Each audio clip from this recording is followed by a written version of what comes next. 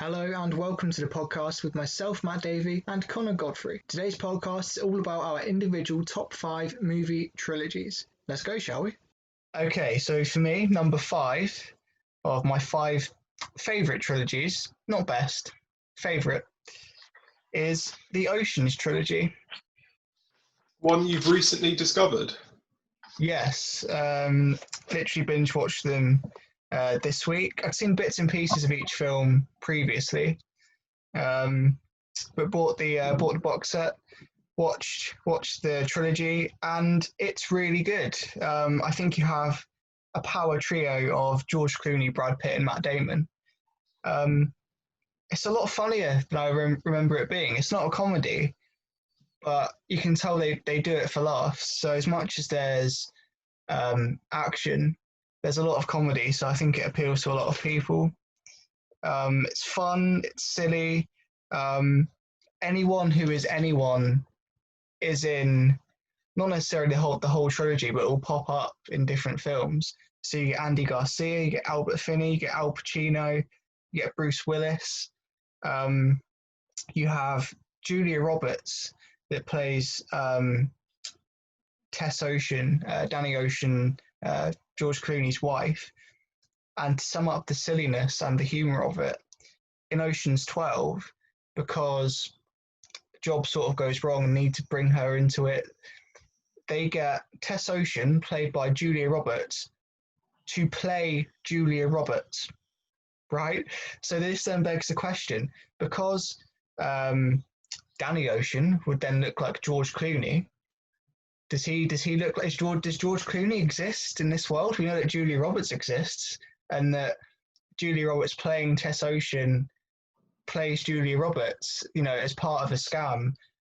And then Bruce Willis makes a cameo where he thinks it's Julia Roberts, and he goes up to her, and Tess Ocean's in shock because, oh my God, it's Bruce Willis, but it's Julia Roberts playing Tess Ocean playing Julia Roberts. It's really stupid, but it somehow works. But begs the question, because Matt Damon looks like Matt Damon, does Matt Damon exist in this universe? Who knows? But yes, a trilogy I've recently discovered. Don Cheadle's English accent is shocking.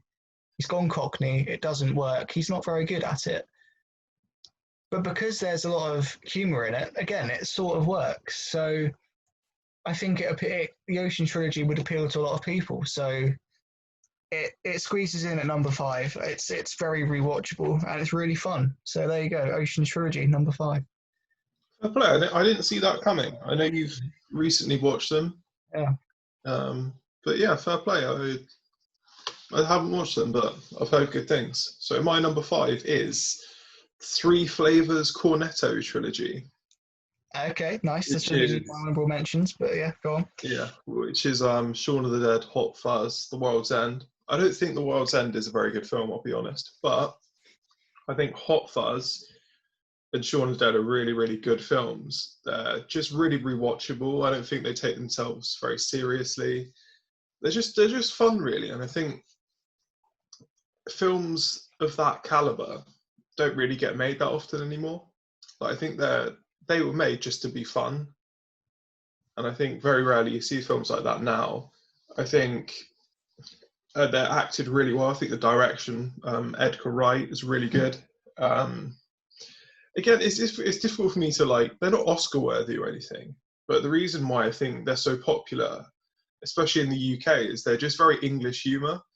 And I think if you get it, you find them really funny. And if you don't, you don't really understand them as a film.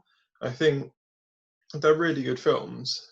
Definitely not the best of all time, but I think in terms of they're just funny, good films. And I think, yeah, I don't know if there's enough of those anymore.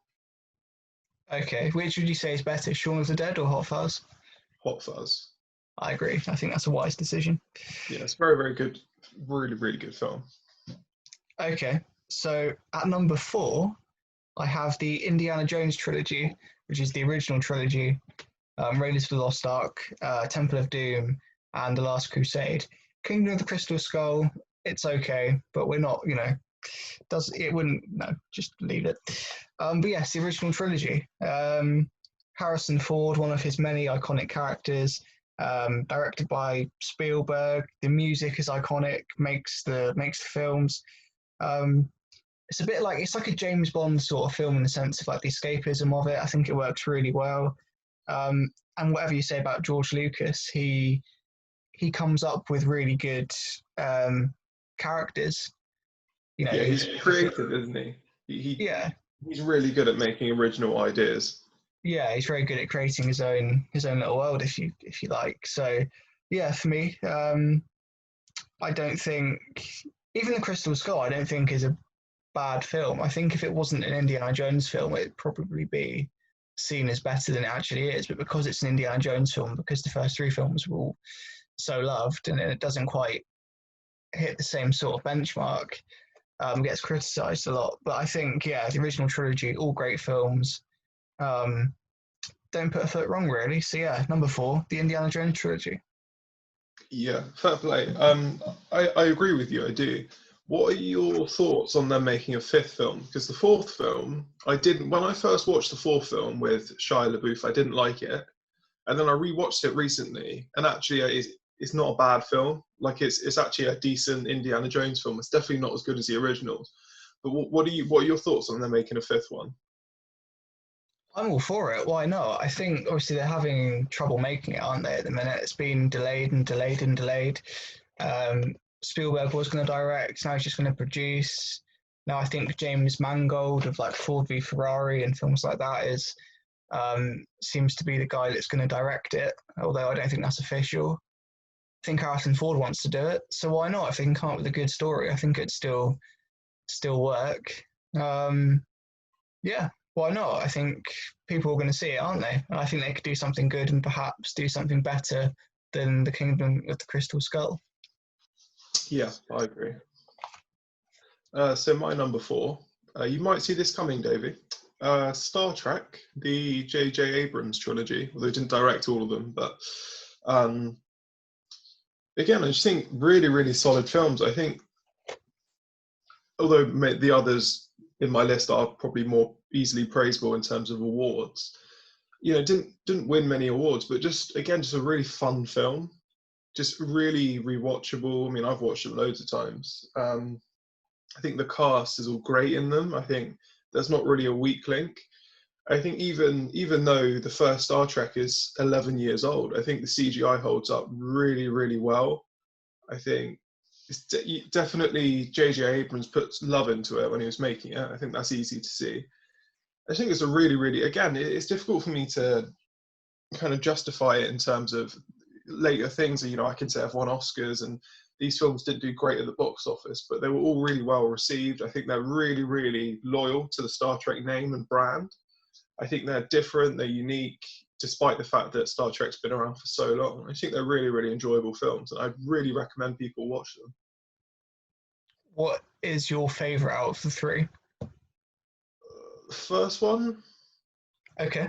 but they're all really good. I'll say that they're all really, really good. I think I don't know. Now you've caught me. They're all different. I say they're all different. I think the first one's like an origin story. The second one is a bit darker, and the third one is a bit different. And it's not really about the Enterprise. It's about them as people rather than the ship. Okay. Thoughts on Simon Pegg's Scottish accent? I think it's good, to be fair. I have to say. I think because we're British, I think because we know he's not Scottish. I think we kind of, he's doing an accent kind of thing. So I think then we know it's not perfect. But I think if you didn't know, I think he'd pass as Scottish. I know his wife's Scottish, and he clearly put a lot of time into it. I think it's a good accent. I agree. Yeah, I just wanted to get your thoughts, but yeah, I think it's good. So for me, at number 3 is the Man with No Name trilogy. Of course, Sergio Leone directed all 3. Clint Eastwood stars in all 3. I think A Fistful of Dollars is good. I think For a Few Dollars More is good, but not as good as A Fistful of Dollars. And then I think The Good, the Bad, and the Ugly is just one of the best films ever made. Therefore, that trilogy gets into my top 5. Yeah, and again, as with, to be fair, as with all of my picks and probably yours as well. I think the music is iconic. Um, but yeah, I mean, the good, the bad, and the ugly has to be in there. One of the best films ever made. Um, and the Dollars trilogy is pretty iconic, so it comes in at number 3. Yeah, definitely the best Western trilogy. It's probably the best of that genre. I think. It depends what you class as a Western, I suppose. Yeah, it is good. I do think The Good, Bad, and the Ugly is a very, very, very good film. I'm just not sure that the others hold up as well. No, maybe not. Um, yeah, I suppose. Certain bits of them do. I think they're still iconic scenes from both Fistful of Dollars and For a Few Dollars More. Something that's quite obvious in, I think, For a Few Dollars More is the dubbing, because it was a spaghetti western, um, with the supporting actors being non-American, and often they'd speak in Italian or Spanish or whatever, and then their lines would get dubbed in afterwards. I think in For a Few Dollars More, you can tell it's quite obvious. But in A Fistful of Dollars, you don't notice it as much. In The Good, the Bad, and the Ugly, it's very good. So yeah, perhaps, but I think it's worthy of a place in the top 5. My number 3 is something you've already mentioned, so I won't talk about it too much. Indiana Jones, the kind of original trilogy. Just all really, really good films, and even the is it the Last Crusade with Sean Connery? Yes, yeah. Yeah, I mean, how Sean Connery gets away with doing Scottish in every single role he's in is sort of impressive. I'll give him that. He is really good in the film, to be fair. Again, they're all, I wouldn't really class them as the best films ever made, but they're just really fun. They're easy to watch. They're enjoyable. It's really easy to like root for the characters. I think Harrison Ford is great, obviously. Yeah, again, it's really, really good films, to be fair. I think the age difference between Sean Connery and Harrison Ford is about 12 years, I think. And to look at them, I mean, obviously Sean Connery plays his dad. I mean, you wouldn't think it, would you? But the age difference is a lot narrower than you would think just by looking at them. Yeah, true. They definitely aged well. I don't know who looked bad and who looked good for their age, but No, to be Sean fair, Connery Harrison Ford aged. did look young at the time. Yeah, I suppose. And as soon as Sean Connery quit James Bond, he just aged really badly, I think. The years it got to him a bit, I think. But yeah, my number 4, your number 3. I think it's a worthy pick, iconic, like you say. Yeah, I agree. Okay, my number 2 is the Lord of the Rings trilogy. I think iconic. I think they're all long films, but they're all watchable. And I think you hadn't seen anything like it until it came out. I think like the cast is great, all big names, whether they were big at the time or they became big because of the trilogy. I think the first film, The Fellowship of the Ring, is just incredible. I think The Two Towers, it's good. The Return of the King is good. I think as a trilogy, and obviously we'll get to my number 1 later, but I think that my I don't know what your number 1 is, but I think certainly mine is hard to argue with. And if that wasn't there, then I think The Lord of the Rings would be worthy of a number 1 spot. But yeah, I think it's incredible. I think it's iconic. So yeah, number 2. I have seen all of the Lord of the Rings trilogy. I have to say, I'm not a huge fan. I appreciate them for the gravity of how difficult it must have been to make, and Peter Jackson's direction is really good, and I agree the cast is really good. But I never really got on with it. I think, I don't know, to be honest. I don't know. I can't really say why. I just think. When was the last time you watched it? A while ago. Off the top of my head, 4 years ago. I think you need to revisit it. Yeah, potentially. Maybe I just wasn't quite as into kind of longer films then as I am now.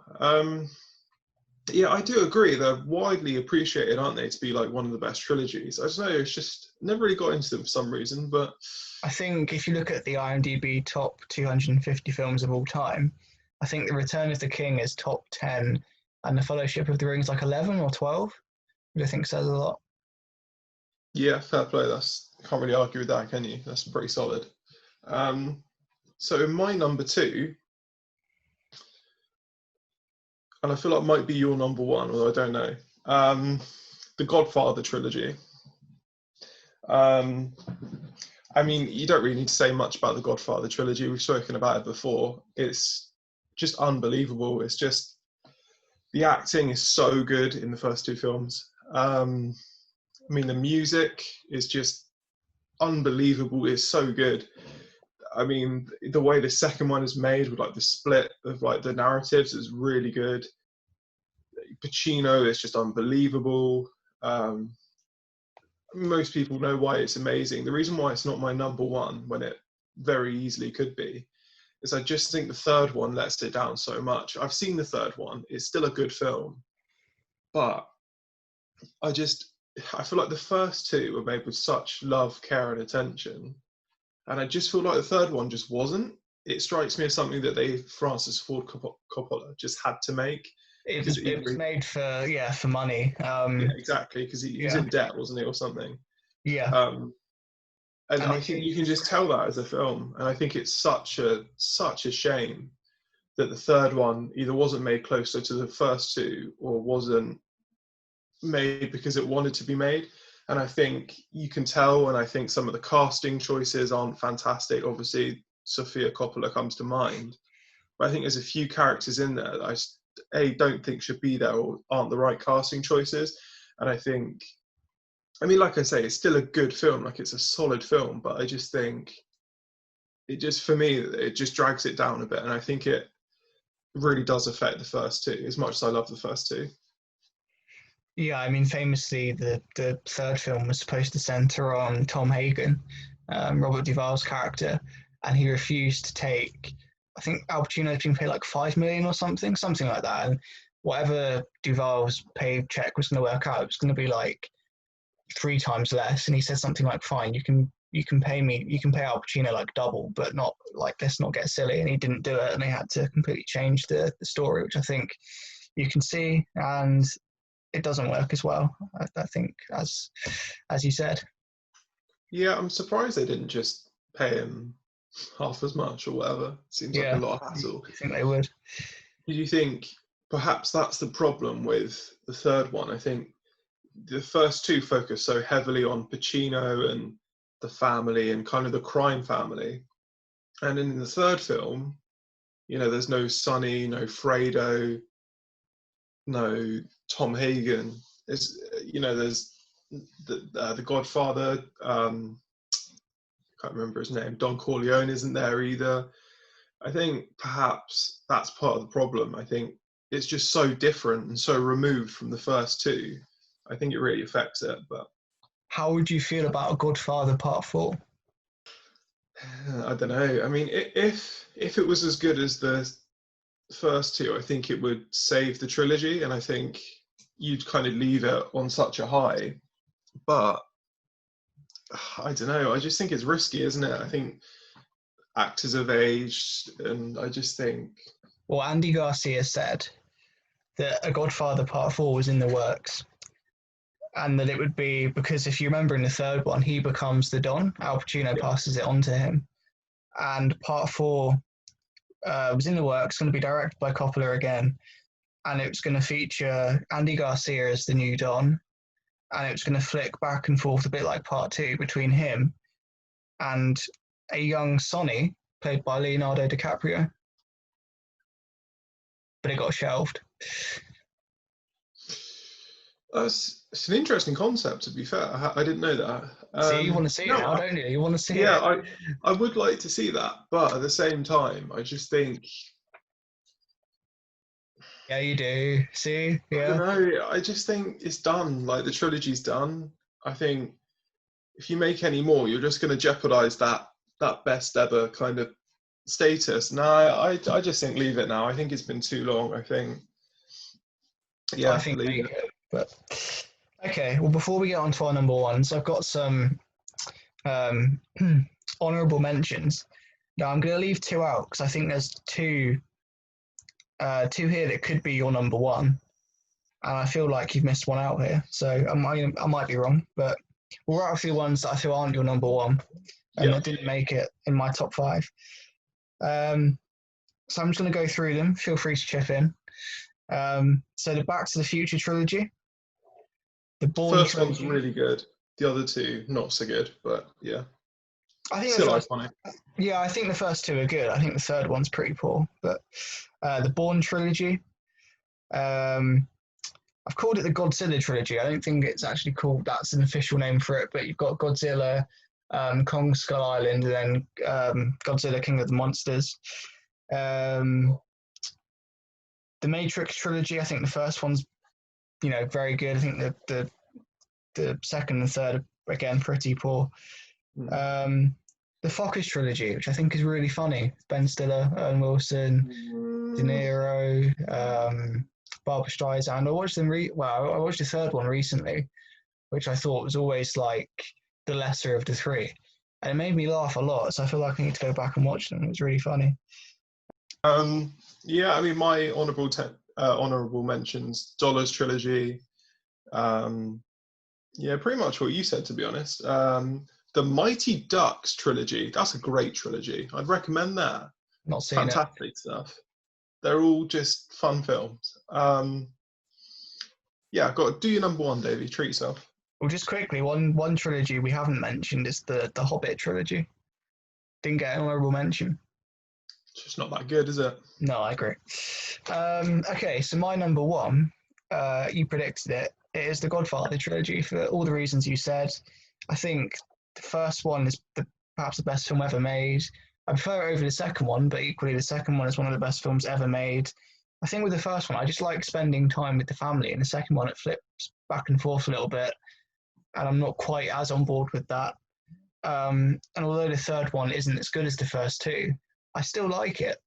Sofia Coppola, I think it's not a great performance, but I don't think it's as bad as a lot of people say it is. I'm on board with it. A bit like Anakin Skywalker in Star Wars. I just believe he is a bit of a sort of that spoiled child sort of performance. I just buy it.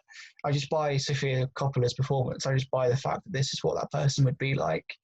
But I think that's hard to argue, the Godfather trilogy being number one. I don't want to argue, but I feel like I should because it's not my number one. I think the third film could legitimately be the worst film of all time, and yet because you have the first two that are arguably the one and two best films of all time, it'd still be there anyway. True. I don't necessarily agree with you. I see where you're coming from, but I'll say what my number one is, and I'll say why. So my number one is I'm assuming you know, is the Dark Knight trilogy. Okay, well you've missed out Star Wars. I left that. I thought you'd have both Star Wars and the Dark Knight trilogy in there. I was actually thinking you'd forgotten about the Dark Knight. I was feeling you were going to go Star Wars, and then I was going to pick you up on the Dark Knight. But you've gone the Dark Knight and left out Star Wars. The Star Wars original trilogy, I really like, and I think they're really, really good films. And I kind of did want to put them in, but I just think the third one I'm not really that a huge fan of, and I think I don't know. Maybe I should have. Don't make me doubt myself. Now I'm doubting everything. I'll talk about the Dark Knight. The Dark Knight, the Christopher Nolan trilogy, Christian Bale. I think the first one is the best superhero origins film. I think it's so good. I think the Dark Knight is probably the best superhero film ever made. I think it's just that good. And I think the Dark Knight Rises film is like one of the best send-off for a superhero ever. I just think every film is so good, especially the Dark Knight, which I think was like the first superhero film to focus on the villain more than the hero.